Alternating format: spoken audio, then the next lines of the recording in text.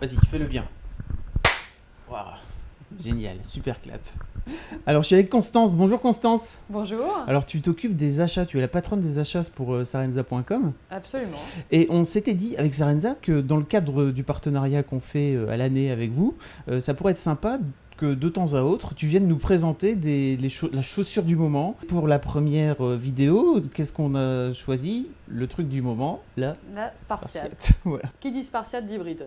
Ça, c'est la première chose. Donc, il faut Obligé. absolument que le pied soit joliment enrobé ou saucissonné s'il y a un coup de chaud, mais joliment enrobé de bride. Donc, la Spartiate traditionnelle, c'est une chaussure plate qui descend juste en dessous de la malléole et qui est composée de brides sur le dessus du pied et autour de la cheville. Donc ça, c'est vraiment la Spartiate qu'on porte aujourd'hui. La Spartiate, c'est une chaussure super ancienne puisque ça arrive, elle vient de Grèce, de Sparte, de la ville de Sparte, où les hommes comme les femmes la portaient au temps des gladiateurs. Depuis le début du siècle, des usines sont spécialisées dans la Spartiate, notamment du côté de Saint-Tropez, où un faiseur de luxe la travaille de façon très basique depuis plus d'un siècle.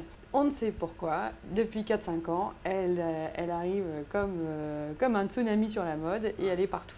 Ouais. Alors, il n'y a pas de, je sais pas, une star qui l'aurait porté à un moment donné et qui fait que ça aurait explosé. Non, on ne sait pas d'où. On l'a vu pas mal dans les défilés haute couture il y a 5-6 ans. Ce qui fait que la Spartiate marche autant, c'est qu'elle s'accommode très bien avec les tenues de la mode actuelle et tout type de tenue. Donc c'est devenu un peu la ballerine du planète.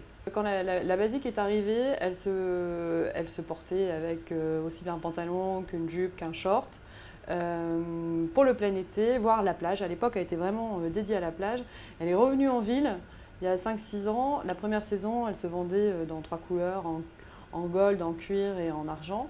Et l'année d'après et l'année suivante encore, dans 2-3 ans, on l'a vue de toutes les couleurs. En basique, enfin dans les couleurs basiques, cuir, argent et or. Et puis après, on l'a vu en fluo, on l'a vu en vernis, on l'a vu en rose, en jaune, en turquoise, en orange, enfin toutes les couleurs.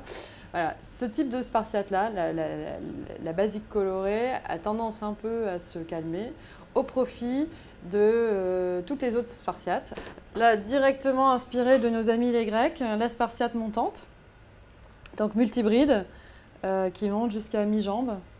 Donc celle-ci, plus facile à porter sur une jolie jambe.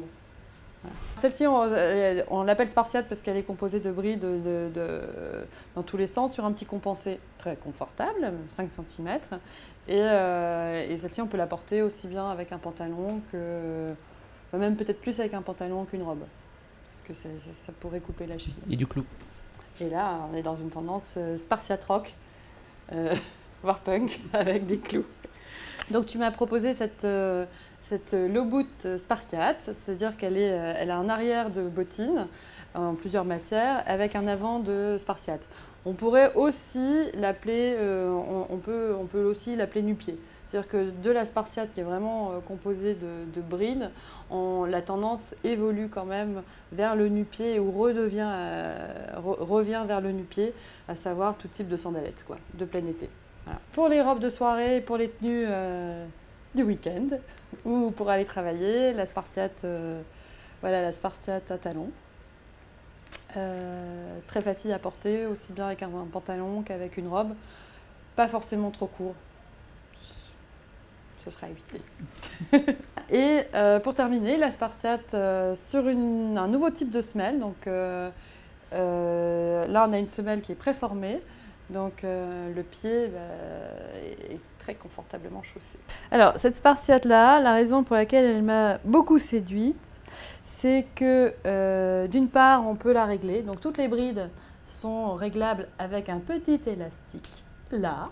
Donc le pied peut gonfler toute la journée sans que ce ne soit douloureux. Par contre, tu mets 2 heures pour les mettre, non? En fait, non, j'ai juste 3 brides à enfiler le matin. Donc ça va. Mais en revanche, ce qui me plaît vraiment beaucoup, c'est l'alliance des deux cuirs, le cuir métallisé et le cuir uni, que je trouve merveilleusement coordonné. Et voilà, je trouve que pour l'été, le marron avec du blanc, du kaki, du orange, du jean, ça c'est facile à porter. Donc Voilà, je les adore. En plus, une grande marque de maquillage a eu le bon goût de sortir vernis coordonné J'allais cette dire. saison.